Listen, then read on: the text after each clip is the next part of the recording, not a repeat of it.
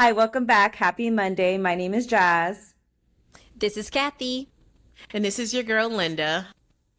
And today we're going to be talking about a life update, and we're actually going to be putting Linda in the hot seat. So let's get started. Let's go. So, I'm coming for all y'all. All of my friends, my therapist, people who didn't tell me better. Because when I say I am overwhelmed right now, overwhelmed off of things I added to my own plate.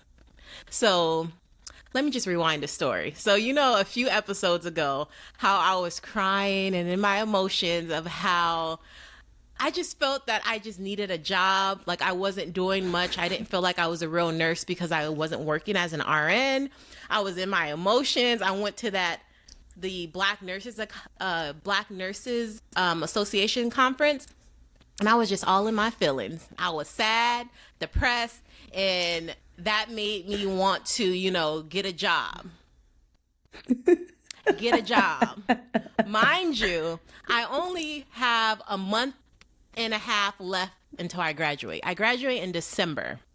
But no, I was in my emotions. I was thinking with my emotions, not logic.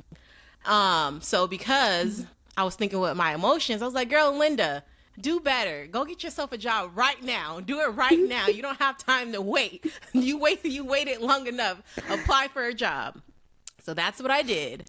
So a couple of weeks ago, I actually had an interview because I know there was an episode where I said I talked to one of my classmates about, letting her managing team know I wanted to work there. So they actually called me for an interview 2 weeks ago. I had the interview. And come to find out, I'm not surprised, but I did get the job. So your girl is a hired RN. So I'll be working as an RN pretty soon. And yes, I'm happy. But then again, I'm like, girl, I could have honestly waited. So that was just something else I added onto my plate. Because now I have clinicals where I'm working at the clinic for free. They throw the clinic, they throw internships and clinical experience, but I'm working for free. I'm doing everything a provider does, but I have someone who's guiding me that I report to. But I'm working for free. So I go to clinicals Tuesdays and Fridays.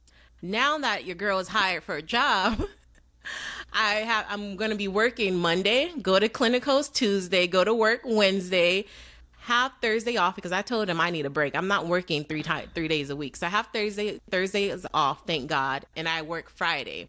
So basically, and I record on the podcast on Saturdays. So basically, my schedule is packed. It's full right now because I haven't actually started working yet. Like I've been enjoying the time that I have had to myself because, my main focus was just school, my life, going to the gym. The days I didn't have to go to clinicals, I was at the gym. Then after the gym, I would go study with Kathy. So I had a good life, a good schedule. But no, that all will change because again, I was thinking with emotions and not thinking with logic.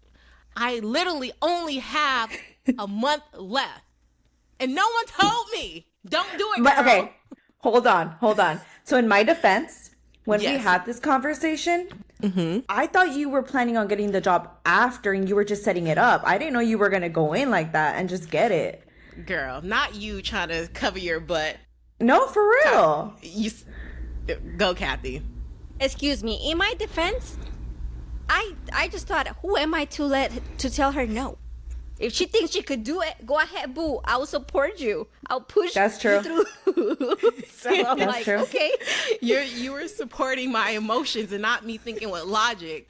I literally told my sister the same thing and my brother the same thing. And they were like, well, when you're adamant about something, who can I can't tell you not to do it. You're going to do it anyways. But I was like, dude, like I was not thinking logically. I was thinking with emotions. So now that I have a job, I also have my exit exam that I have coming up that I have to study for in order to even graduate.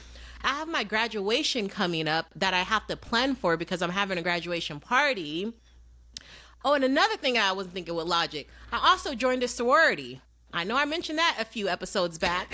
So I'm also in the process of joining a sorority, and I literally just had an interview for that a few days ago. So I had an interview for a job last week and then an interview for the sorority this week. They have a bunch of paperwork and some volunteer stuff that we have to do.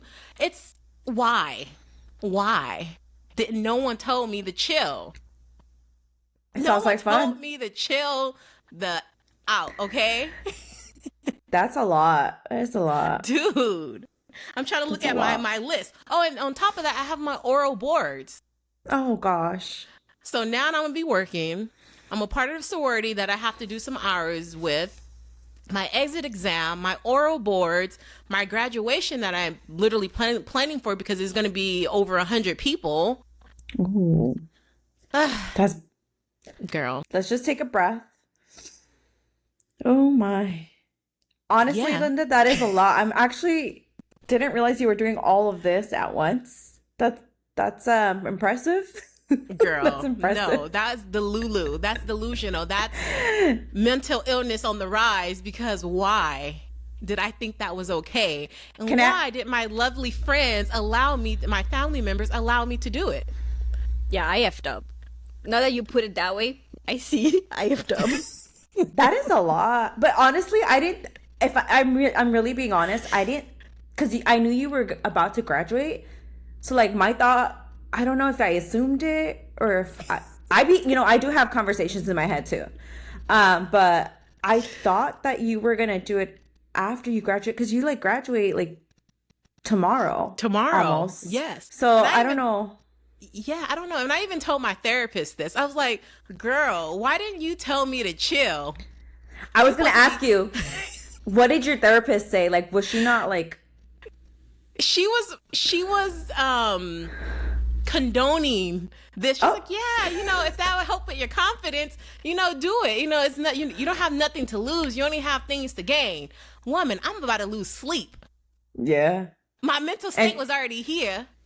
Now it's gonna be underneath the ground. I don't know, but I feel like she saw your excitement about like all these things you wanted to do, and I feel like she saw that excitement and like maybe like for the moment your mental health was like actually like going up, because you were excited about all these things you were gonna do, and I don't think she thought about like when you were actually doing them. No, when I made these decisions, I was crashing. I was thinking with my emotions and not logic, because logically that doesn't make sense to put all of that on my plate when I have a month left of school left. It doesn't make sense to apply to an RN position when I'm about to get my FNP degree to become a family nurse practitioner.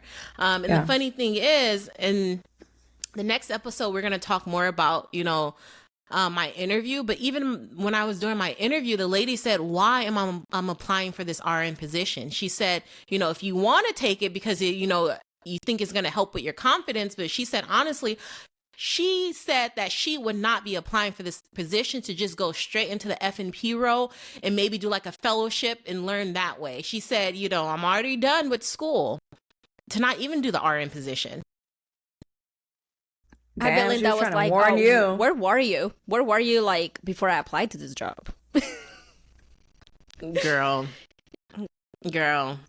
And then so I'm giving myself, I've been talking to myself, and saying that this is what I wanted, so this is what I'm gonna get. That's why when people say, when you ask God for certain things, be specific.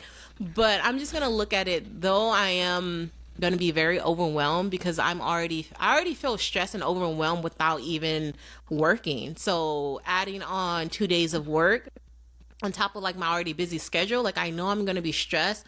But one thing I am telling myself, that I graduate pretty soon. Like I graduate in 1 month and a few weeks. So I have time to be tortured, and then after I graduate, I'll have time just to focus on like studying for the boards, of course, but not the stressors of school and working in clinicals for free. So that's the only thing I'm telling myself. Look at the positive sides. Yeah. That's the only thing I could do. you're going to be struggling for a little bit, but at least it's for that short period of time. So that's, yeah. It's going to be a challenge too. You'll probably be challenged like you've never been challenged before. So yeah. And honestly, I am kind of nervous, but when they say, you have to get uncomfortable to get comfortable, or whatever that saying is. So I am excited for the challenge. Yes, I am nervous, but again, this is what I asked for. So it'll be a great learning lesson for me. There's so much I want to talk about how that interview went, but again, I'm going to say that for the following episode, because it was a great interview, and I'm happy that I had the interview and I got to meet the lady that I had the interview with, but I'm stressed just thinking about it. No, yeah, I understand. There's been plenty of times too where I felt like I was thinking with more of my emotions and logic. I remember when I was like applying to post-bac programs, and I remember having these conversations with you, but um, I applied to these programs and I was just so eager to just get into the back into the healthcare field and back into, being surrounded by medicine and students. And after graduation, I would just really wanted to be back in school. And I remember applying to these schools and I got rejected and I like was really upset and I let that take over me. But I think if I would have thought logically in that point in time, there was so much going on in my life that that wasn't a time for me to be in school. So it was more like a blessing in disguise. And so sometimes you just really got to think things through before you really let your emotions take over you and make these decisions that maybe aren't the best for you at the moment. So I completely agree. Yeah. Yeah, and the same as you, Jasmine. I do it like more related to school. When so I had Tiago and I still had to take some prerequisites for the nursing program. I could have waited, honestly, but I let my emotions take over my logic, thinking like, because for me, when you become a parent, dude, you start thinking like, I'm getting older, I need to provide, I need to like set him up for success, basically. So I had just moved to a new house. I had just given birth and I was just gonna take care of my kid on my own. And on top of that, I had, I think, like 2 or 3 classes online. And I was blessed that Tiago would sometimes let me like listen to my lectures, but it was difficult because like I had one, like he was he was born in July. I started class like around, he was like 1 month 2 months old, and I literally had him in one hand, and with the other hand I was taking a test because he wouldn't go down. He was like attached to me, and then I was like, why did I do this to myself? Like I could have waited. So it's just, and then to top it all that, I decided to apply like as soon as possible, as soon as they open, like, that application period for the school that I'm in right now, apply right there and then. And then, so I was running with finals for school with my son, and then trying to find trying to write personal statements. And personal statements, as you guys know, they're not easy. They, you have to really like think them through. So I'm like, yeah, I definitely let my emotions get the best of me, instead of thinking about, hey, dude, like you just give birth, you just moved into this house, you just have this new responsibility that you know nothing about, and you're trying to take 2 classes. I think it was 2 or 3, something like, I don't know, but it was like, certain amount of classes right now, and you have tests, and you have to like do assignments, and I think it was like pathophysiology to top that off. So it was just like, what am I doing? But I feel like you don't know that, and I seriously think like, is like Linda said, like mental health, or I don't know what it is, that it just blurs our brain. Like the brain is powerful, dude, because you don't see things through. You're like, yeah, I could do this, I could do that, and you're just in this high, and then right when you're in that situation, you're like, oh my god, like you're on fire. Like, have you guys seen that like SpongeBob meme where like SpongeBob is like on fire and just throwing all these files?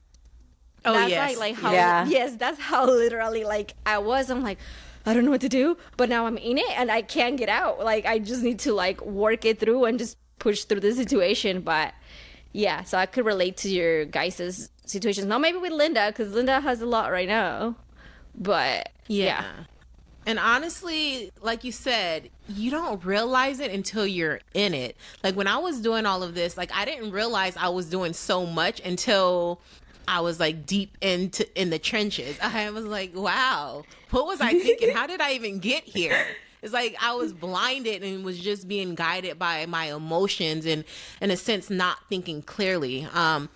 Good thing about that is that at least we were doing like this type of blindness and doing like, letting our emotions guide us for something positive. Like imagine if we were doing this with something that was like detrimental and like something that can in the end harm us or just get us into some trouble. So that's another thing I'm looking at it at a positive side. At least it was more so to upbuild ourselves.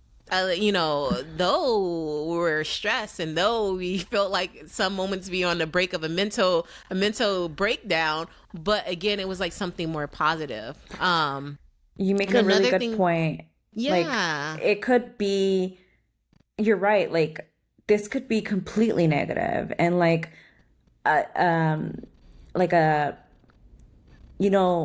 this happens a lot with mental health, like where you do something and then you're just spiral. But you were spiraling into positivity, into advancing your career. So exactly, and building those connections and making connections. And another thing I think that we have to get out of as just humans and like as like society is that society has put more pressure on us to complete things within a certain time frame. So like I think it was Kathy, she was saying like, I'm older. I have to do this. I need to hurry up to do it. Who put that imaginary timeline on us? Like, yes, we have it in our head, but I do feel like society too. Oh, you're old. You're in your 30s. You should be already doing X, Y, and Z. What's taking you so long? And so that outside pressure, in a sense, push us to just like to act rush. Crazy. Yeah, to rush and maybe not do the greatest work because we're in our head to rush and complete things within like a certain time frame. I can totally relate to that because being like a non-traditional medical student, I think there's like this notion that, all medical students are very young and they're like, fresh out of college and they're like 22, 23 or 24. I don't know what the normal age is. But I remember like when I was, working towards going to medical school, I felt, I don't know how to describe it, but I felt ashamed in a sense of being older, of being an older pre-med student, of being, not your regular typical medical student or pre-med student. And I think it did have to do with societal pressure as well, because I felt like people were always like, so when are you going to med school? Or like, when are you going to be done with your career? And I just felt like that added on to my feelings of, oh, I'm not like everybody else. Like, and I was comparing myself to them. And like you said, society puts on this pressure of a time frame of when you should do something or how you should do something. And at the end of the day, if you really think about it, we're all completely different. We have different backgrounds. We have different stories. And especially in today's society, like it's rough. Like the economy is not good. Inflation is insane. Going to college is ridiculously expensive. So to be able to put those time frames on people right now, I think adding like everything that we deal with is ridiculous. And I just feel like we should really, and I'm speaking for myself too, because I'm still learning, but really learn to not compare ourselves and not listen to other people's judgment or what other people think about us. And it's hard to do. It's hard to do. And it's something I'm working on, but I think it's crucial if we're going to be able to like maintain our mental health. Mm-hmm. Yeah, and to add on to what you just said, Jasmine, I hear that a lot about just feeling ashamed that you may be like the oldest person in your cohort, and like you have 20-year-olds who's in med school and you're in your 30s. Because I also had a friend, or I have a friend that who went to OT school. Like she got accepted into a master's program for occupational therapy, to become an occupational therapist. And that was like one of the things that she kept telling me, that literally everyone in her cohort are babies. She, you know, because she decided to go back for her master's, and she was around 35, 36 years old. And she, you know, people in her cohort who was getting their masters, they were 22, 23, 24 years old. And so in a sense, she felt that, you know, she was ashamed. It's like, dang, like, I wish I should have done this way sooner. I, you know, but again, she got her bachelor's. Her upbringing was super different, and you know, no one knows the struggles that you went to even get to that point. You know, she grew up in East LA, had a hard upbringing, but instead of, in a sense, even us, you know, instead of giving herself grace, and I'm talking for us as well, because I know we struggle with this, but just to look at her life like, dang, I've done all of this and I was able to even make it here, to even go to this master's program, and I put it in my work. And that's something that we have to realize, that, you know, yeah, we may be old, the oldest one in our cohort, but at least you're there. Yeah, you're meant to be there. Yeah, and I think the feelings of shame were really on my journey to medical school. But I think once I made it, I had to really like think about things, and like I really sat and thought and be like, wow, like you made it. Like despite all the odds, like it doesn't matter how old I, like for some reason age, like I'll joke around with my like with my classmates and be like, you're a baby, I'm your grandma, you know, like I joke around, but in reality it doesn't affect me anymore, because I know what I've been through. I know what I had to go through to get there, and I'm proud of myself. And so it took a long time to actually not be ashamed, but it's hard to get to that point. It took some time. So yeah, and it's difficult because, like how Linda pointed out and you also pointed out, Jasmine, is just timelines that we're being putting through. And I also feel like women, like we was three as women, we are even put more into this timeline because also fertility. So it's just like, and then like for me, for example, it was like my upbringing was like, okay, so you're a woman, you're 30, why are you not married? You have a kid, you're living on sin. But that's because of how my family was also like the upbringing of my family and all these rules that they want to have. And yeah, in my case, I have to remind myself, you're not them, you know? Exactly. And it's okay to be different. And it's okay if you don't want to if you don't have, because who's going to pay for my marriage? They're not, I am. So it's just like, you know, it's just these things that, but again, it's hard because we were raised with these beliefs and these things that, you know, and then also the TV and these shows that just make believe like, oh, everything is so perfect. And I was 30 and I am married and I have 2 kids and I have a house and I have a car. And I'm like, well, I'm 30 and I have a kid, I do have a house, I have a car, but, you know, like, so it's just these timelines that your society puts on you, the TV puts on you, your family puts on you, your gender puts on you. So it's just kind of hard to just kind of break through those, through those, like, timelines that they put in you. And yeah, it's overwhelming, but it definitely, like, it takes time for us to get there because it's been like, you know, 30 years with these things, and then now you have to like break through. Yeah, exactly. And then like you said, even like the family and just culturally things can be different. Like you said, your upbringing, and what I even noticed with my friends, my Latino friends, Hispanic friends, culturally y'all is different from how I was brought up, in the sense that I know with my friends, I think maybe even you, Jasmine, there's like parents too. It sounds like for you too, Kathy, you know, a lot of the times my friends were around 23 and their parents looking at them like, when you getting married, when you giving me grandbabies. I was like, girl, if you don't finish school, if you don't get that college degree. But that was more so what their parents was pushing on them, not getting an education, but more so starting a family. And for me, my upbringing was a little different when my mom was like, girl, you better get that college education, because she wasn't able to get it. So she was like pushing me more so to get a degree, get, a well-paying job so I'm able to take care of myself if need to be. But with you, it was like completely different in a sense that your family's more so pushing, not college, but when you getting married, when you having kids. It's funny because you're not wrong about that, because even though like obviously I'm Latina, but like they didn't push it as much. But I will say when I did start to get like 24, 25, they were like, are you, even like now, they're like, are you gonna have kids? Are you gonna have babies? And I was like, yeah. And they're like, really? Because they think it's weird that I have not done that already, you know? And I'm like, do you not see I'm in school? Yeah. Right. Yeah. Yeah. And again, it's because it's a different generation, a different upbringing. Mm-hmm.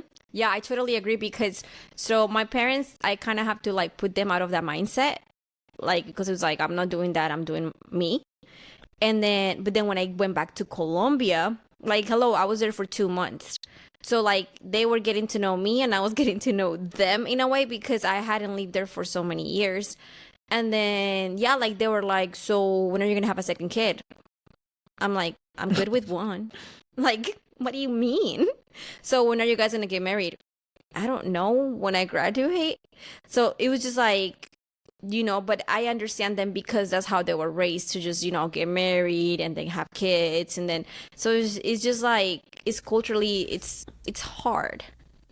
Yeah, culturally it's hard because I feel like the one thing I would expect or like be like, oh, how's school going? Not like, so when are you getting married? We're gonna have another kid. Yeah, right. Exactly. It's like I'm fighting for my life to raise a kid and to get out of school. Yeah. Yeah. And you want to add on another? Oh boy. Yeah, no, so that's why I'm like, no. So it's hard to kind of like learn how to live your life with your own beliefs and your own like, timelines.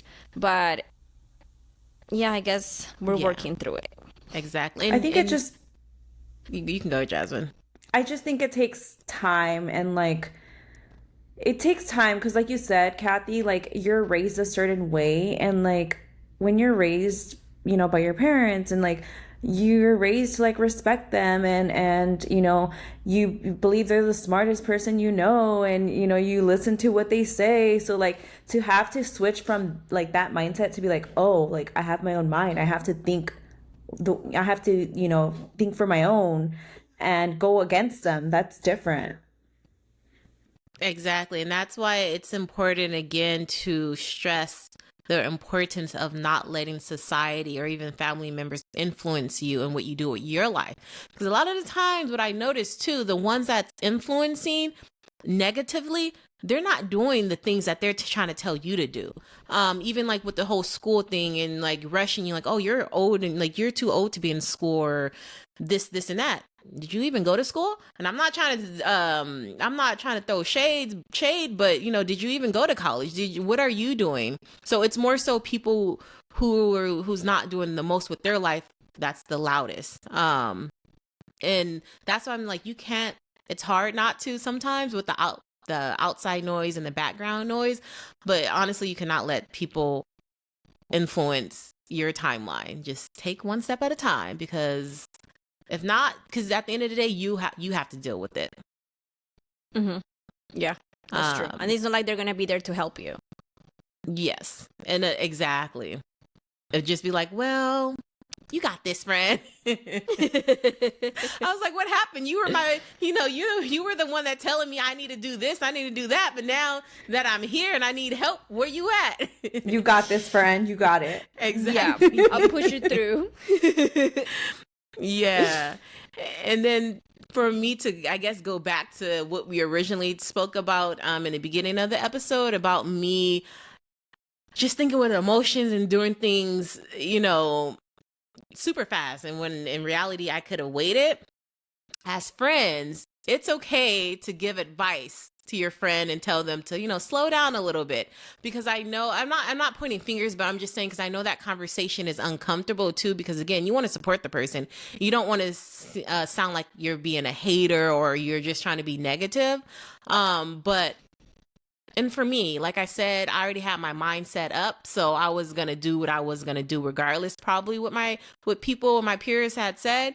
But if you see your friend over here not even struggling, but not thinking clearly, it's okay as like a friend or a family member to tell them like, hey, slow down a little bit. You know, you have time to, do whatever plans you have in your head. You take everything one step at a time. Because I know it's difficult to have those conversations. It is difficult to have those conversations, and at times it can feel like you may be attacking them, or but at the end of the being a day, if your hater. if your intentions are pure, just go off of that and have that difficult conversation. Yeah. Yeah, what I've learned from this situation, next time when that comes with all these ideas, I'm just gonna, okay, give me a second. I'm gonna look at it, and then I'm gonna think about it, and then I'm gonna give advice. So my friend over here doesn't have 20 things in her plate. But I learn. Now, next time, I know what to do. Yeah. So did I actually. I learned to just ask more questions because I think I didn't ask enough questions. Yeah, you just assumed. Like, there's no way she's talking about doing all of this within a month. There's no way. And it was so funny because it was one night I was up studying super late, right? And I was studying the APEA question bank for my exit exam. And so I start spiraling again. This is a few days ago. And it was like 2 a.m. And I texted my brother. I was like, well, my brother and my sister, like in the group chat. And I basically told them, I said, hey, I think I want to take my board exam before I go on vacation. So I want to take my board exam January 3rd. And he said, what are you talking about? It's like, are you okay? Why would you even do that? You have, you're rushing. Just wait, take your time. But in my head, I'm like, I just want to get out the way. I just want to be done with school. I just want to take the exam before I go on vacation so I can relax. But he said, no, focus on what you have going on now. And then when you get there, you get there. I agree. I agree with him. Oh, now y'all agree. Yes, Shut I tripled up. that decision. I bet your brother and your sister were like, here we go again. She's spiraling again.